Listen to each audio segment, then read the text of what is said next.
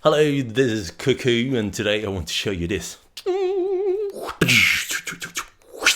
This is the Novation Circuit. I know I've been showing it to you before, but this time I want to show you how to make patches from scratch. And it's not self-explanatory at all, because in the on the actual unit itself you can't do it. So you need to connect it to a computer and use a special app for that. And that app is made by our friends over at Isotonic Studios, and they've been working very closely with Novation to bring the whole editor experience to the circuit.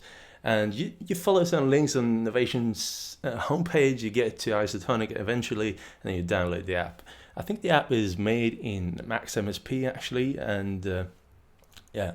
So when you open the app, it's not self-explanatory how you start and go about, because quite frankly, the engine in the circuit is a bit complex. So it's good to know, have someone tell you where to start and how to do stuff.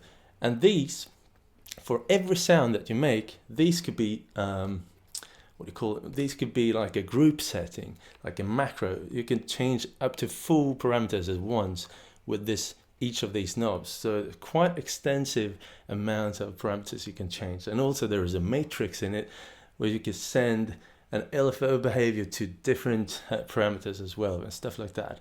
So I'm going to take you through the steps on how to make a nice kind of keyboard sound or something, and I hope that once you get this, you can start experimenting on your own. So let's get going.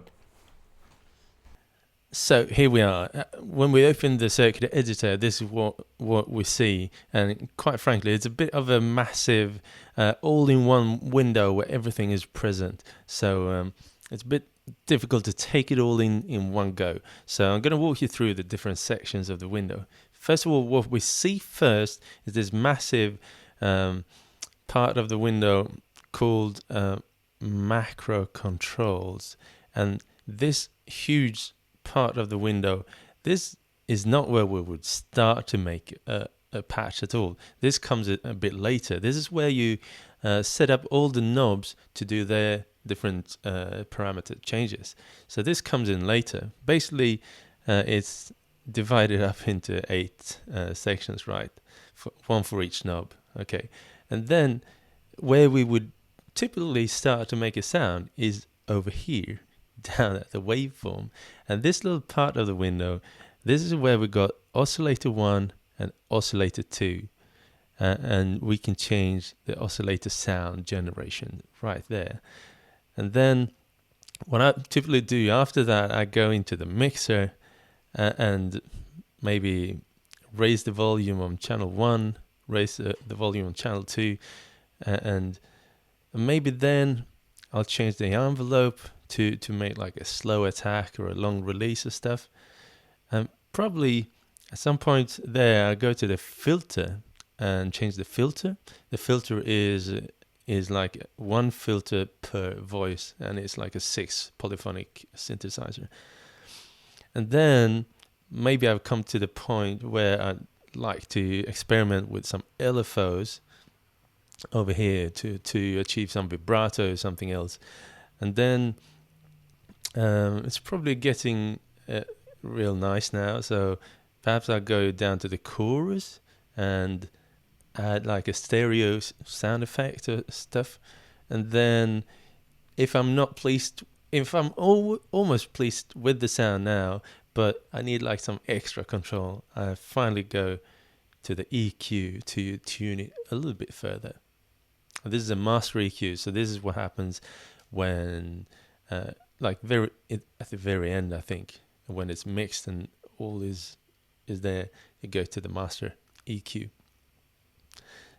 So, but at some point, maybe I'd like to make it a bit more complex, and then is where I go to this macro control and make specific changes to each knob so that it'll become more fun to play with live. It's always fun to have like live control on some parameters. And also some of these changes might actually change stuff down at the mod matrix. So the mod matrix has got 20 different source and destination behavior matrix. What do you call it? It's a matrix.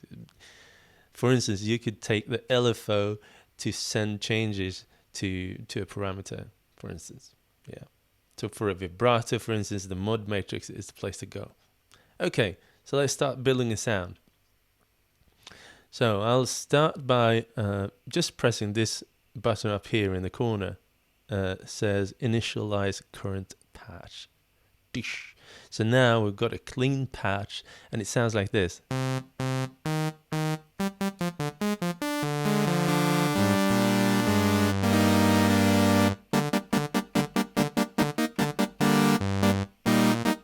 Yeah, we can hear is just this sawtooth sound, basically. So I want to make like a keyboard sound. Actually, now I've connected my Arturia key step. So everything I'm doing now is I'm playing it on the Arturia key step, and so this tutorial is just for sound design. I'm not going to go into how to groove the circuit, just sound design. Okay. So first of all, let's explore the different waveforms. So we'll go to this section over here called oscillator 1, and I wiggle this knob here called wave. Take it all to 0.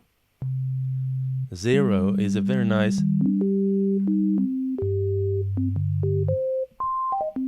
sine wave. Okay, so I'm gonna just keep a note now and wiggle this. You could hear that going through different waveforms. Yeah, so these are all the waveforms. It's like 29 or 30 with, if you count 0.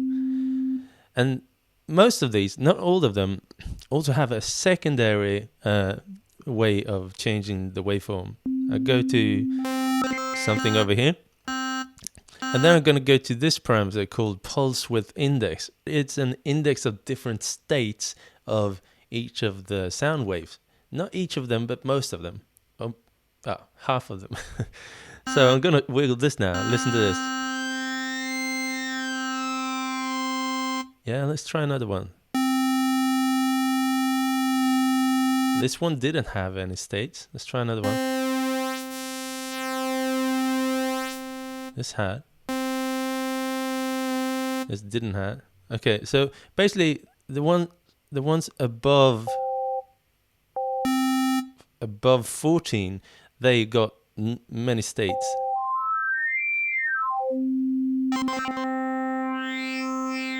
And you can hear when I'm wiggling this parameter, it's a smooth transition between these states. But actually that's because this wave interpolate parameters is at full maximum. So if I turn this down to 0, we can actually hear all the states in their true form. So a lot of the waves here, they're actually wavetable syntheses. So I don't think the sine wave is wavetable because it's super smooth. So it's actually a formula to compute a smooth sine wave. But like this one that we're playing now, listen when I tune it down. Listen to what happens now. I'm just gonna now listen when I tune this down. This sounds like a typical sample almost, like a low bitrate sample. So down here you can hear that it's not an analog waveform, and it's, I don't know, it's a wavetable. It has this sound, and this is cool, I think. Okay, so waveform, pulse width index, wavetable interpolation, and what it does is that it's actually morphing between the different wavetable states. So instead of having this steppy behavior, you get a smooth behavior. Yeah. And then the next one is called V-sync depth, and to be honest, I'm not quite 100% sure what it does, but it sounds like it's introducing natural overtones in a clever way. It's probably a very well-known synthesis method. Yeah, it has this very peculiar sound. Let's try another one. And on the sine wave, almost like nature tones.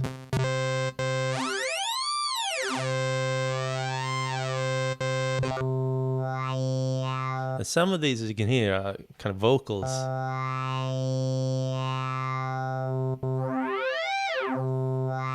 Okay, the next two, density and density detune. Basically a detuner.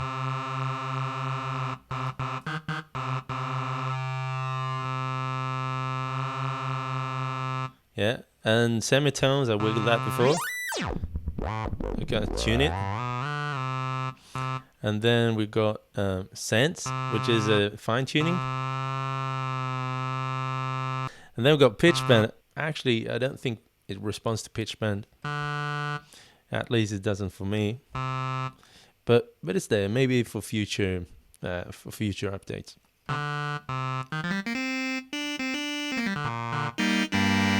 Okay, let's try to make like a keyboard sound, kind of a piano or something. Let's see. I'm gonna search for a nice waveform that has nice variations. Like this is kind of vocal. I want sharpness and smoothness. Let's see. 28.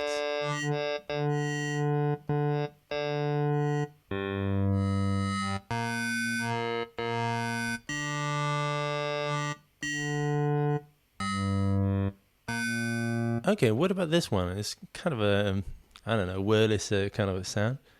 So, what if I want to animate this like this? Because now when I play,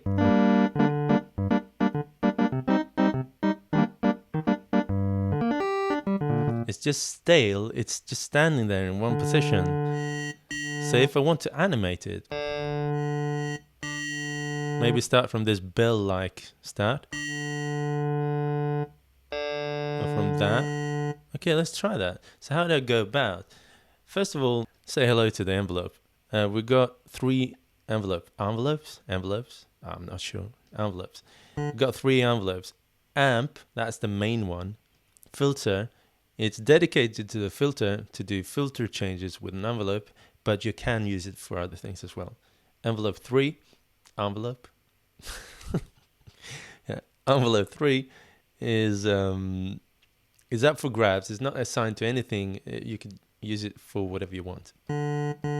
So first of all, I'm gonna do something with the envelope, the main one. I'm gonna make a longer release, like that.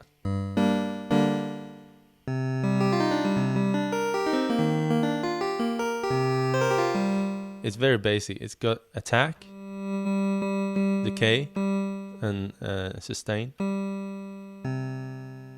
Yeah, maybe a low sustain. It even has a velocity. So if I turn the velocity up and I play loosely and apply more velocity,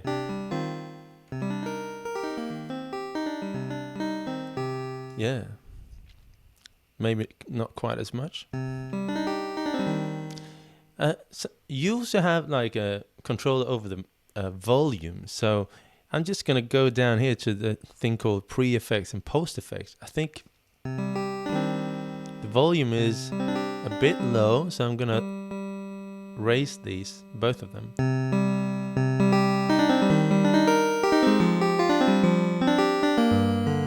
So there is no way to monitor the levels other than by ear. So if you hear that you're introducing clipping or distortion, even though there shouldn't be, that it probably means your levels are a bit too high. So try to keep it even. A good way to see if the levels are good is to compare them to the drum section of the synth, because they are usually pumped pretty high. They're probably normalized to a very loud level. So if you want to make sure that your sounds sound good together with the drums, compare them to the drums now. Like if I do that now, go to the drums here, and yeah, so now they're in, yeah, it works. Okay, so back to the target now. How do I animate this? Well, I'm gonna use a envelope 3 for that. So envelope 3 is currently not used for anything, so I'm gonna use it to wiggle this parameter. Okay, so I'm gonna go over to the mod matrix, and let's take slot number 1 here. It's free. There are 2 sources and 1 destination. I'm gonna take source number 1, and I'm gonna use envelope 3 down here. And what if I raise this now, the depth, just to illustrate what happens, is now sent to the pitch. It's not quite what we had in mind. We wanted to change oscillator 1 pulse width index. So I'm gonna go here, oscillator 1 pitch VSync pulse width index. Yeah, oscillator 1. Immediately we got it to work. So we can hear that we have a quick attack. I want it to go all the way down to 0 instead of stopping halfway.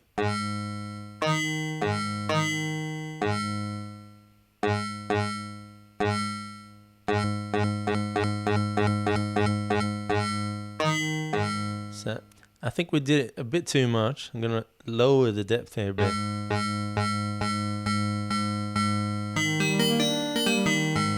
Maybe make it slower. So I'm gonna take the envelope 3 decay. So what it's doing now is, if I reset this depth to 0 again, it's wiggling this parameter, right? So I want it to end up here. Okay. So if I raise it, it means it's going up. If I lower it, it has a completely different character.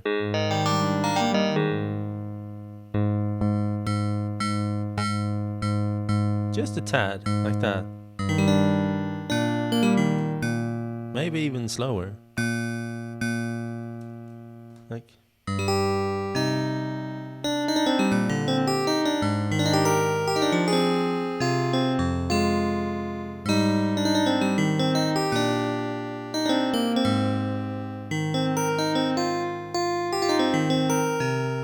Yeah, it's kind of nice. So let's try some action with the filter as well. So we've got frequency. Right now, the filter applied is a low pass 24. So you've got these filters to choose from. I'm gonna keep it at low pass. And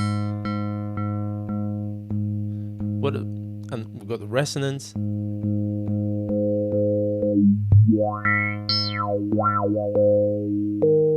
gonna lower the resonance a bit. And we've got something here called envelope to frequency.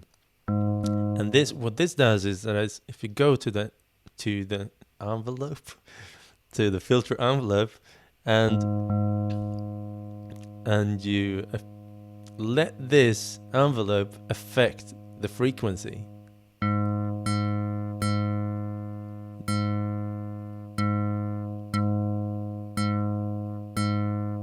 You can hear that?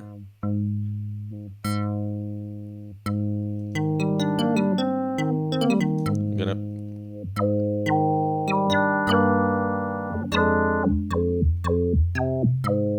the release. Let's take a super short release.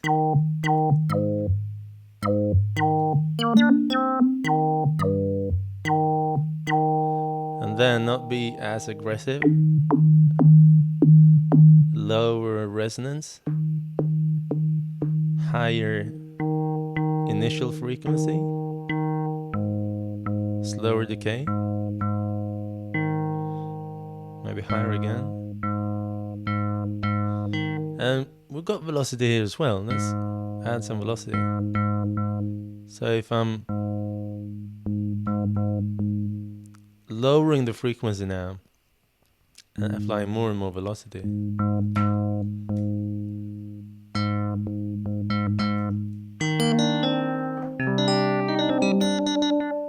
a bit too much maybe. Okay, let's listen to this.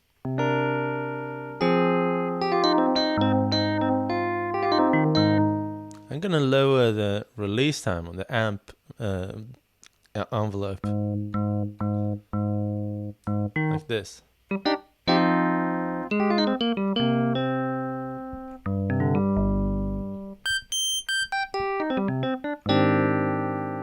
No, it's not too shabby. Let's try this. The drive. What's the drive?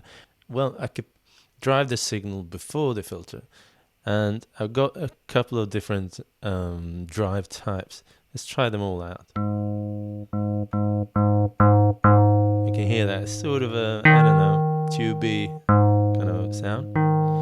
And what's good with driving the sounds before the filter is that you're not going to introduce any cross distortion between different notes, because it's applying this drive to every single note individually.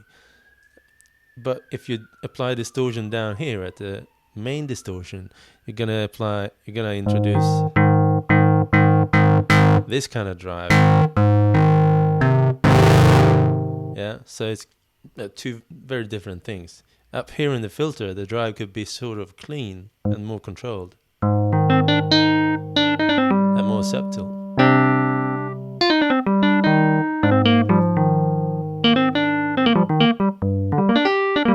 Yeah, I think it's nice to apply some drive there.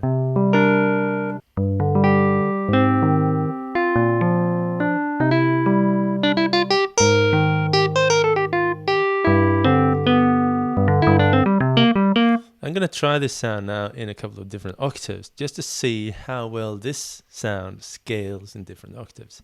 I'm going to go down. Yeah, nice.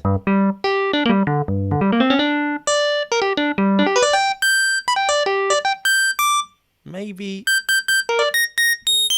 a bit high, a bit squeaky up there.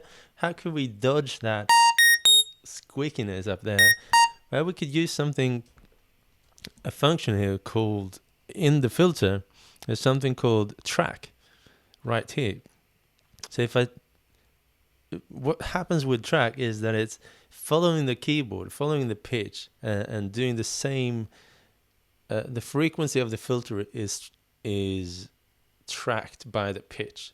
So if I want to track it less, so I'm going to turn it down, the tracking down. That means that the pitch is going up, but the tracking is kind of not tracking as fast as the pitch. So that would mean, in practical terms, that maybe we won't have as squeaky sounds up in the top. In fact, I'm going to turn it down even more. I'm going to turn down the filter again a bit.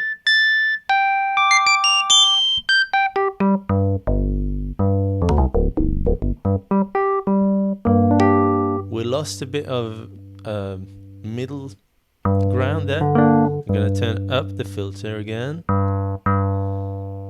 And it's a constant, back and forth between filter frequency and tracking. I think it did a little bit at least.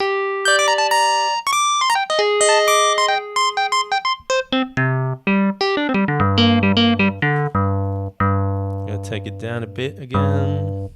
Maybe envelope the filter.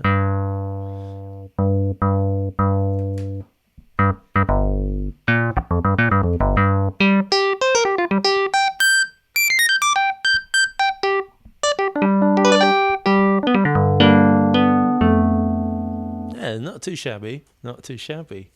Okay. Perhaps we'll introduce oscillator number 2 at this point. It sounds kind of nice.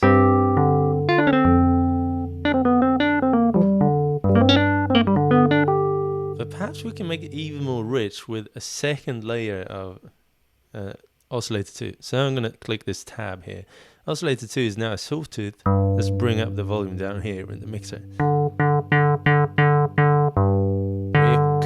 We can almost not hear it because it's all applied, it's all going through the same filter. Let's see. What about taking the pitch up on oscillator 2?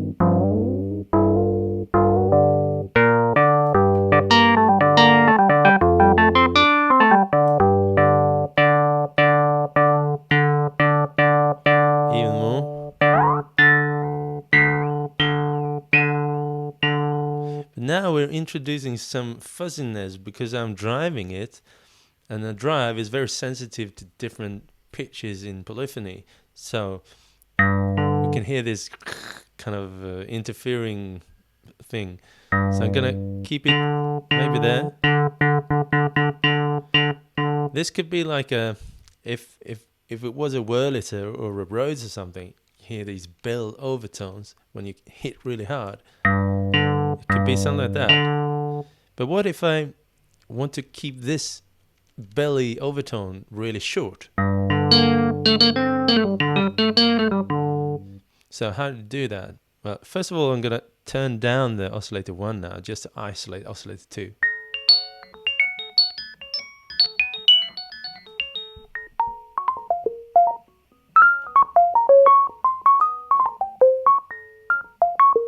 Yeah. Let's make it even shorter. Now, how do you do that? Envelope, the main envelope is used. Filter envelope is used for filter. Envelope 3 is used for that thing. And so, how would we change only this when all the envelopes are used up? Well, we still got 2 LFOs. Let's take one LFO and see if we can do something with that. So, I'm going to use slot 2 here in the mod matrix.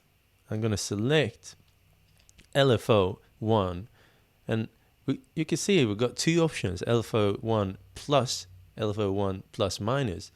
Plus is going to apply a positive change to a parameter, and plus minus is going to go plus and minus, plus and minus. I'm going to go with the plus one.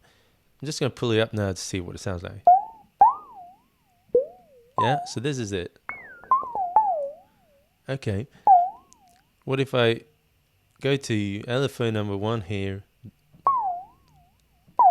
rate, yeah, it's fast, it's a vibrato now. What I'd like to do is to apply this not to the pitch but to the volume of oscillator 1.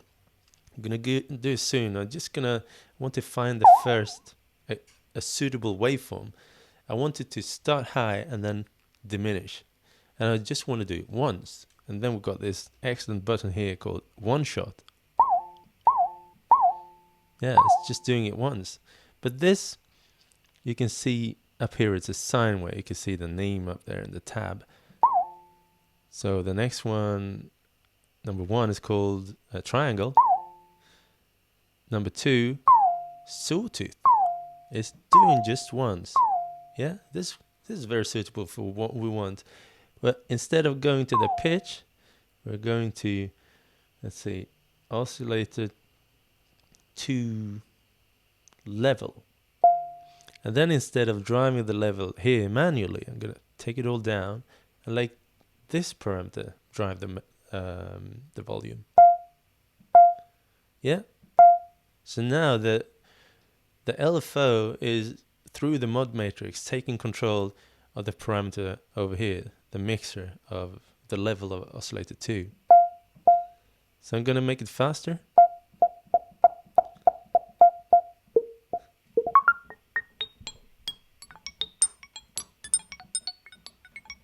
Yeah, and then I'm going to take the oscillator 1 back again.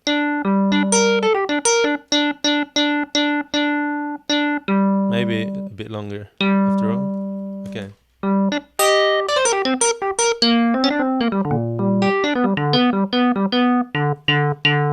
So with, without.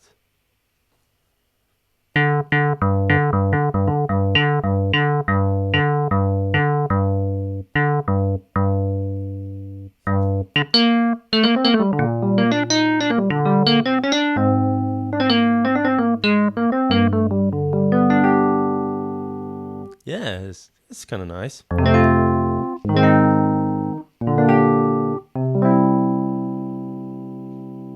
What about some vibrato?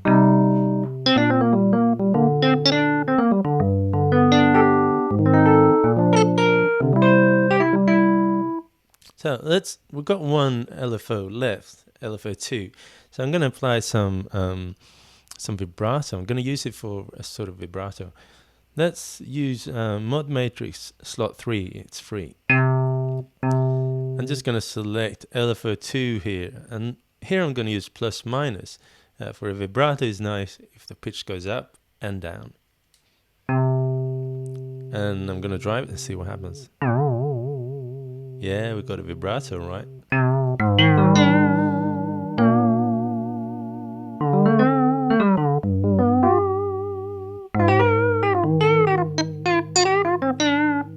Yeah, it's a bit much. I'm going to turn it down a bit. Another thing, you know, right now the vibrato starts right away. If we want to delay the vibrato a bit, I'm going to turn it up a bit just to illustrate it. Yeah, a bit too much. There is a very nice feature there. LFO2 is now a sine wave. If I take the delay function here, you can hear it's gradually seeping in. It's gradually growing.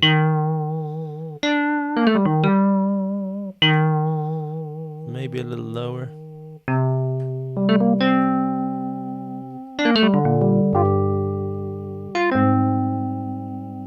It's not too bad. It's kind of nice. What if the LFO2 also controlled something else, not just the pitch, but maybe the filter or the volume or something? Let's try it. So slot number 4, I'm going to take LFO number 2 again, and I'm going to send it to filter frequency, for instance. Let's try it. Yeah, it's kind of nice. Maybe a little bit less. Okay.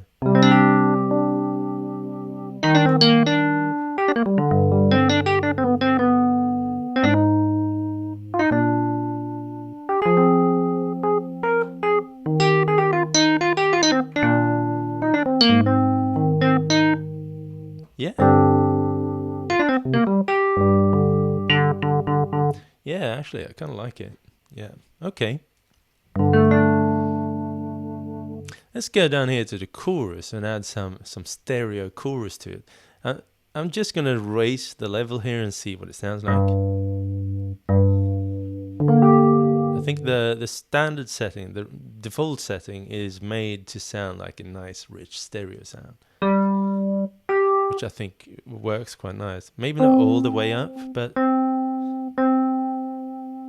like here.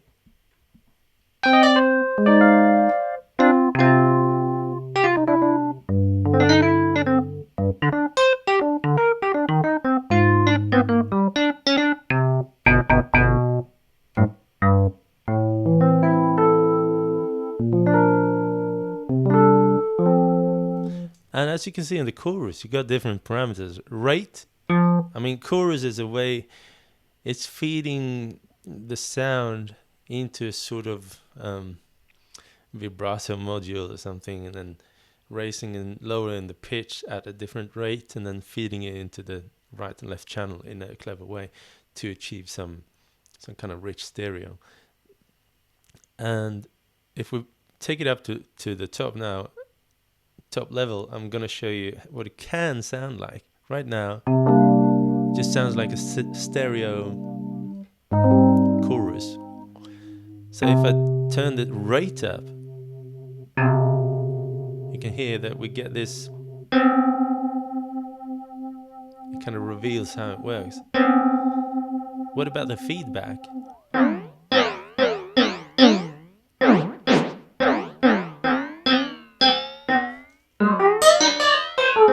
Maybe not suitable for this kind of sound, but it's interesting.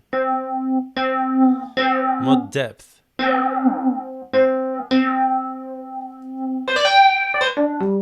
Delay.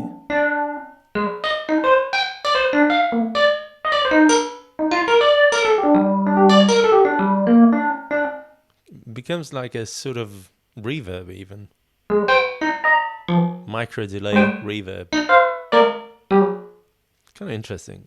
I think it's a lot of fun for wacky sounds to change the chorus quite extensively, but for a subtle stereo effect, maybe not that much. Gonna take it.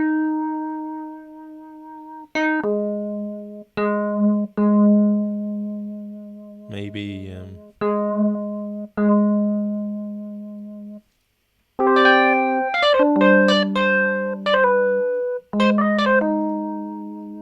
okay. So yeah, I'm starting to be a bit happy about the sound. But now the fun part begins now. I think now when you got like a solid ground, now is the time to think about, okay, what do you want to do with these macro controls, with all the 8 knobs? I made like a standard for myself just to make it easier for me when I'm browsing through many patches that I made.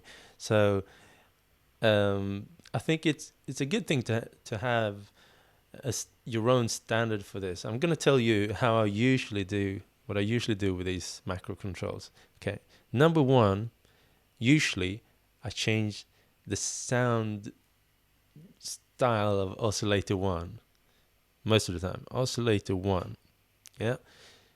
On the second one, most of the time I change the sound characteristics of oscillator 2. And on knob number 3, most of the time I change the envelope or the release time. I'm gonna say envelope. Most of the time on knob number 4, I'm changing the filter to make it, to make it like a round, soft sound, or to make it a sharp sound. Filter. And most of the time on knob number 5, I change like the vibrato or LFO behavior. Most of the time on channel number 6, on knob number 6, I just save it to do some wacky stuff. I call it the Joker. And knob number 7, most of the time I use it for chorus effect. And knob number 8, most of the time I use it for distortion. So this is how I kind of labeled the different knobs, just to make sure that when I perform or when I record or browse through a number of stuff, I have a quick idea what to do and what to expect. I mean, you could do whatever you want, and sometimes you just need all the knobs to do crazy stuff, and then, that's the way to go. But I'm just telling you how I usually structure it to make it easier for myself. Okay, so let's apply that on this sound. So the whole point of this is to have the ability to make variations as you play or as you sequence stuff as well, because all of these can be sequenced. Okay, so let's take macro number 1.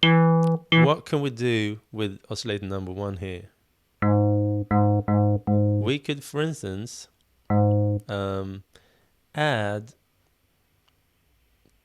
we could change the pulse withdrawal index. And that would actually move this parameter up on oscillator number 1. Let's see.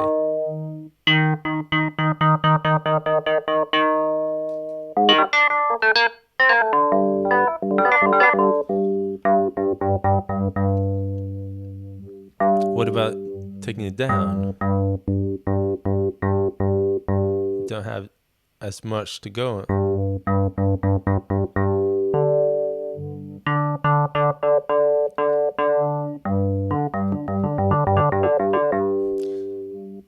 So suddenly we got the ability to change the sound.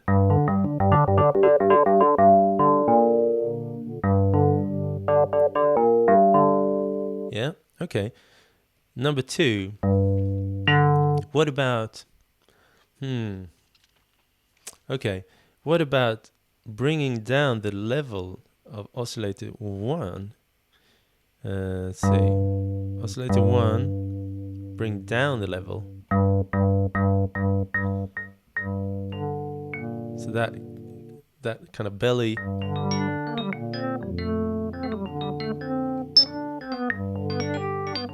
Maybe even oscillator 1 could go through some of that crazy thing. Oscillator 1, V-sync depth.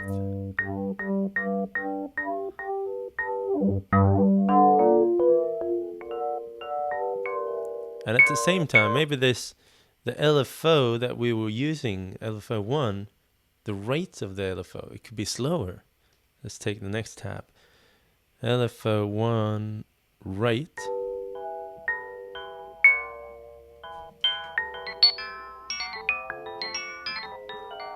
And it's all a bit quiet, so let's use the last one here to raise the overall mixer level.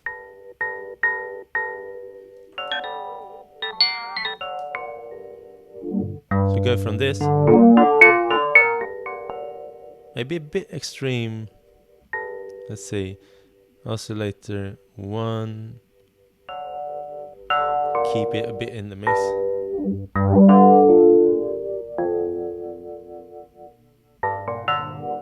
Yeah, now we got two very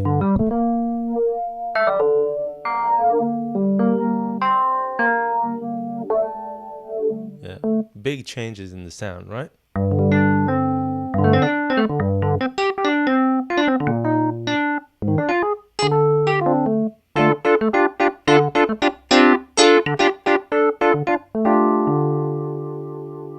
Okay, and number 3 could be like the release time. So let's pick the amp release when it's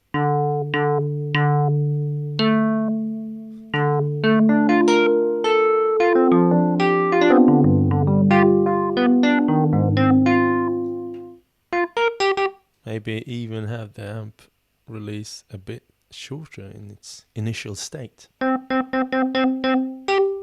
and even longer here. You can hear, right, that the filter envelope release is kind of killing it. So let's take a second tab here to also extend the filter release.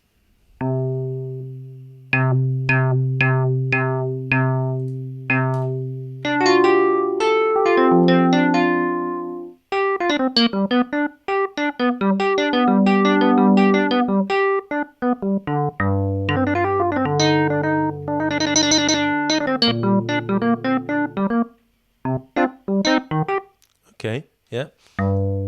And so let's do some filter stuff here. Let's say actually that the filter originally was very, very soft. Like here. And that knob number 4 is raising the filter to, let's see, filter frequency.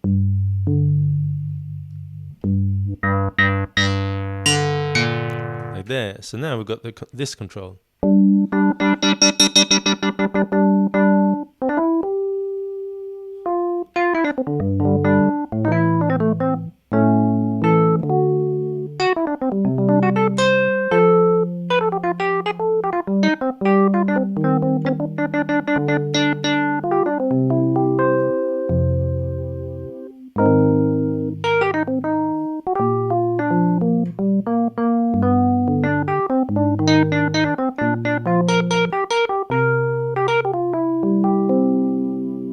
It's kind of nice. Okay.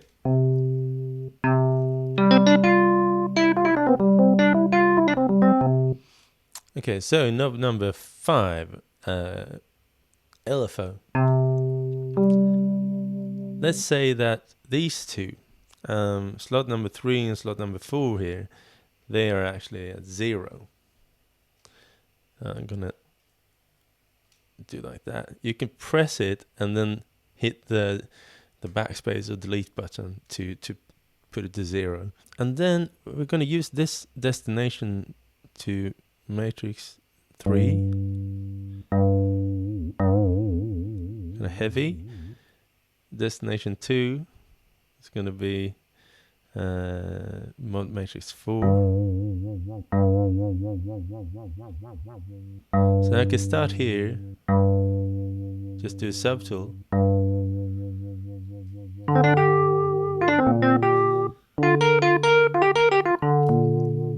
Maybe this. Yeah, okay. I'm gonna save the joker for later and see what we can do there. And here, let's apply this a subtle stereo chorus. So I'm gonna take the chorus level down to 0 now. No chorus. And here, tab number 1, I'm gonna pick the chorus level, drive it to full. So I have now the possibility to go to maximum chorus.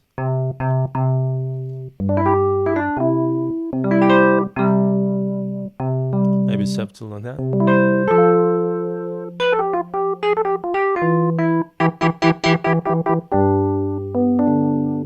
Okay, and the last one, I'm gonna experiment with the distortion on the last one here. So let's see, distortion level.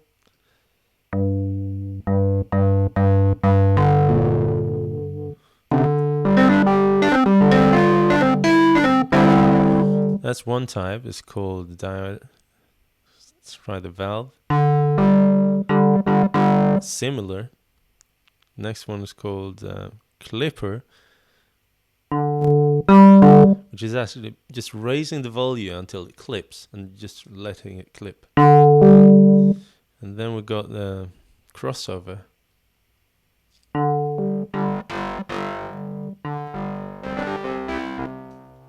What else?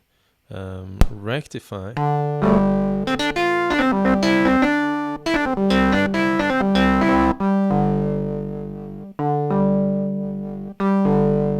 And these two, bit depth.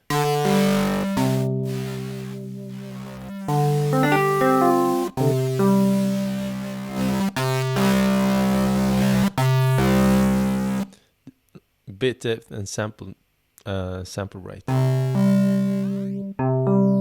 Sample rate has this immediately recognizable sample rate conversion.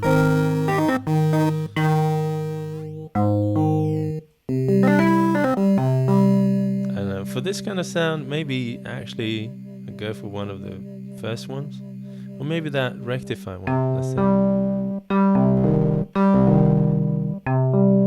Just like that.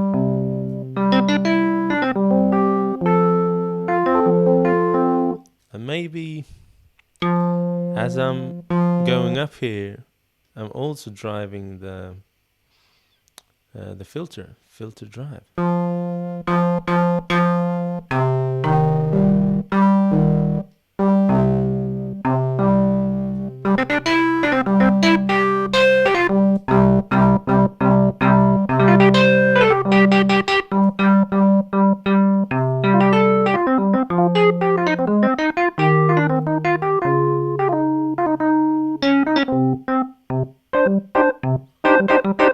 Okay, yeah, it's not too bad.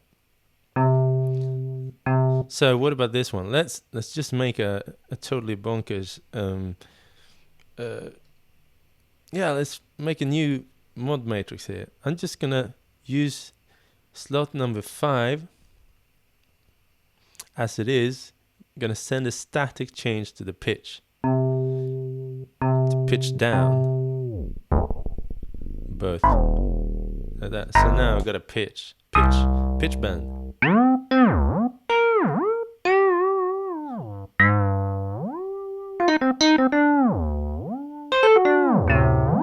Yeah. Yeah, that's great. Yeah, cool. So now I've got a nice sound. I'll put a name up here, and I'll call it corrodes.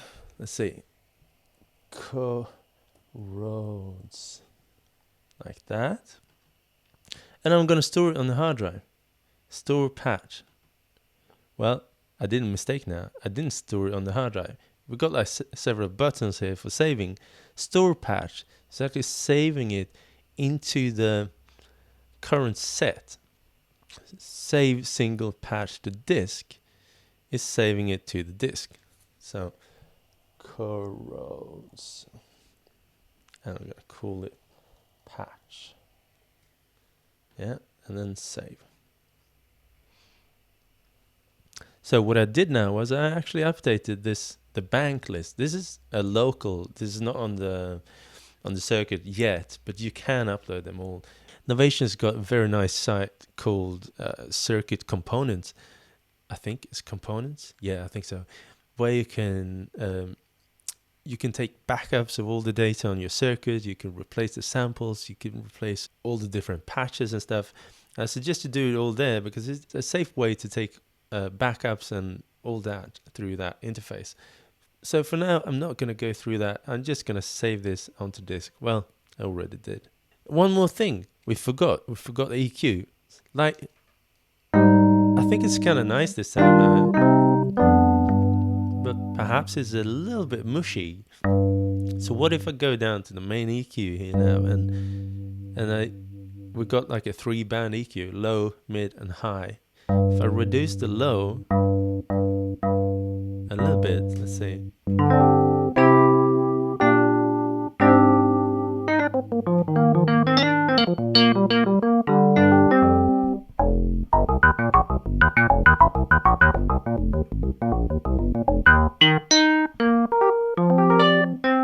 Maybe some gain in the mid, let's see. Change the frequency. Or maybe lower.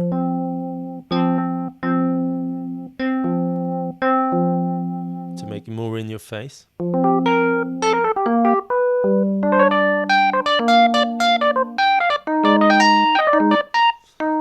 What about the highs?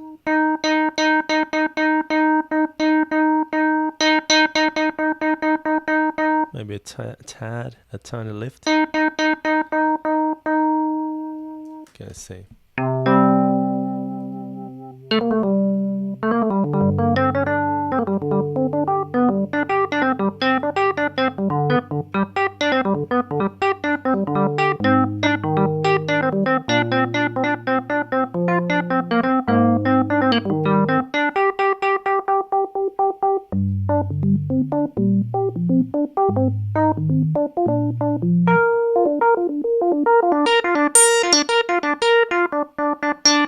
Maybe there is too much velocity on the filter.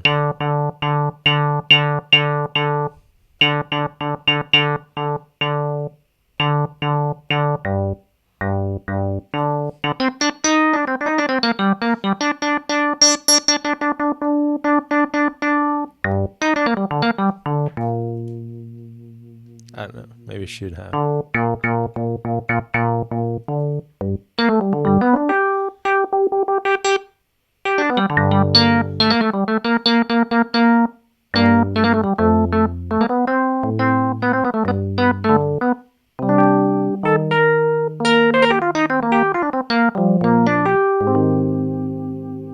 Yeah, it's kind of nice. I'm gonna store it again. Save patch. Car 2. Save. So yeah, there you go. So now you know how to make your own patches on the circuit, and now you can experiment on your own. My goal with all of my tutorials is always to get you to the point where you can start experimenting yourself and feel comfortable doing so. So I hope you enjoyed some of this, and if you did, maybe you'd care to donate a few dollars here and there for my videos when I put out stuff like this. Everyone who donates get access to all of my downloads, So that's a very nice thing. And you also, more importantly for me, is that you help me fund future interesting videos. So head over to patreon.com/cuckoo music, or actually I've got a domain name called truecuckoo.com that will point you into the right direction as well. So yeah, there you go. This is Cuckoo Novation Circuit, a kind of long tutorial to take you through how to make a sound. I hope you enjoyed it. If you do, give it a thumbs up, or share it to your friends, and to help me get like the most popular synth channel in the whole YouTube internet world. That would be great. That would be fantastic. Okay, cool. Peace out, everyone. It's been lovely. Hope to see you soon again.